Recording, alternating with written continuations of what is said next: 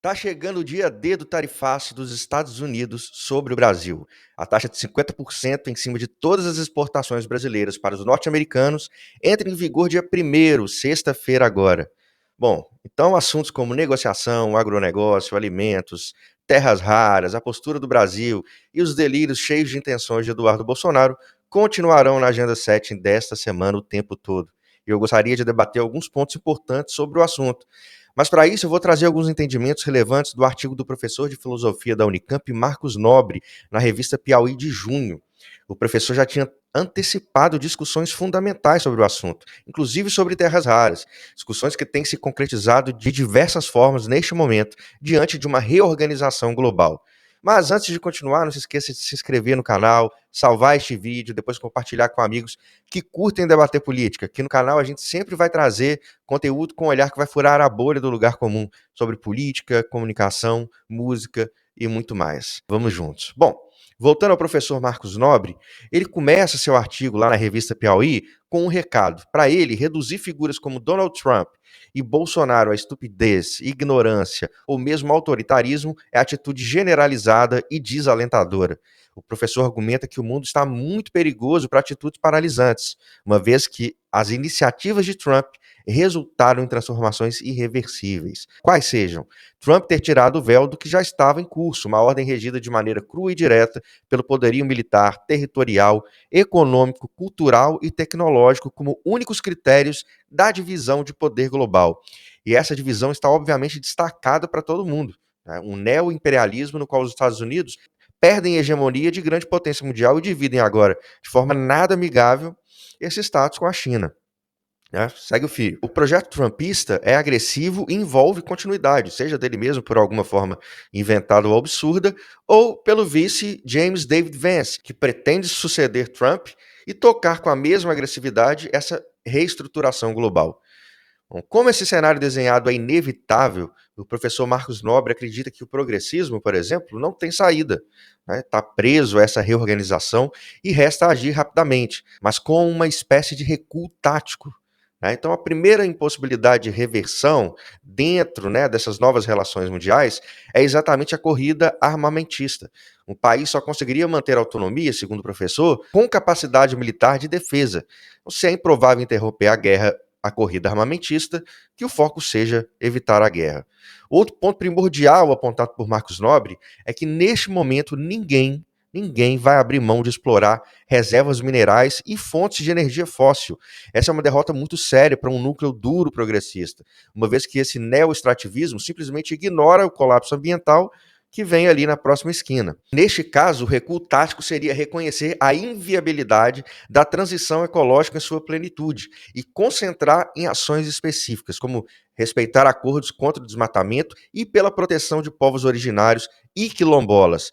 Lula já aderiu a este cenário neo-extrativista e aposta, como parece óbvio, em argumentar que os recursos dessa nova exploração serão focados na redução das desigualdades. Nesse tom, Lula já está. Então, o recuo tático, portanto, seria uma transição ecológica cadenciada, digamos, com ganhos em áreas determinantes. Bom, é o discurso que acalma grande parte dos progressistas, mas frustra ambientalistas e, claro, a ex-seringueira Marina Silva, e ela tem deixado essa insatisfação bem evidente, ministra do Meio Ambiente, Marina Silva. Enfim, há uma divisão no campo progressista sobre o caminho a ser seguido, enquanto a extrema-direita está alinhada e sabe muito bem o que quer. No Brasil, há adesão sem constrangimento desse espectro ao trumpismo, até com certa ansiedade por parte de Eduardo Bolsonaro. O desespero de Eduardo, ao ponto de se colocar como um antipatriota, digamos, é que as instituições brasileiras foram mais corajosas que as norte-americanas, funcionaram. E no Brasil, há ainda o fator Luiz Inácio Lula da Silva, que é pedra no caminho do bolsonarismo. Bom, chegamos então ao atual problema em que nos encontramos, e o professor Marcos Nobre também antecipou isso no artigo. Disse ele: é preciso lembrar que os Estados Unidos são o primeiro investidor direto do Brasil e a China é o principal destino das exportações brasileiras. Portanto, como o Brasil vai escolher entre um e outro nesse processo de reorganização global?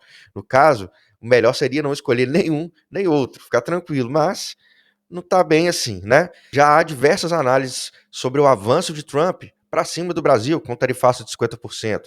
Qual seria a meta do presidente norte-americano? Uma chacoalhada para chamar a atenção da China e qualquer país que se alinhe com a potência oriental. O ranço programático de Trump veio como uma resposta à reunião dos BRICS no Brasil e, no estilo do presidente norte-americano, com um pano de fundo ideológico da caça às bruxas. Nesse contexto, entraram em cena também as agora populares terras raras, um grupo com 17 elementos químicos da nossa querida tabela periódica, que são usados para a fabricação de celulares, motores de carros elétricos, equipamentos de guerra e muito mais.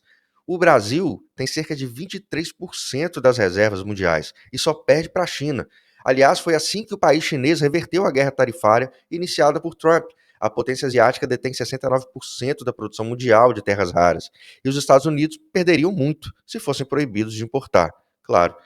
Então, quando o governo americano sugeriu o interesse nas terras raras brasileiras, foi também para dar uma cutucada na China. Mas, objetivamente, o potencial do Brasil está em fase de otimização ainda desses minerais. O país tem apenas 1% da produção global de terras raras.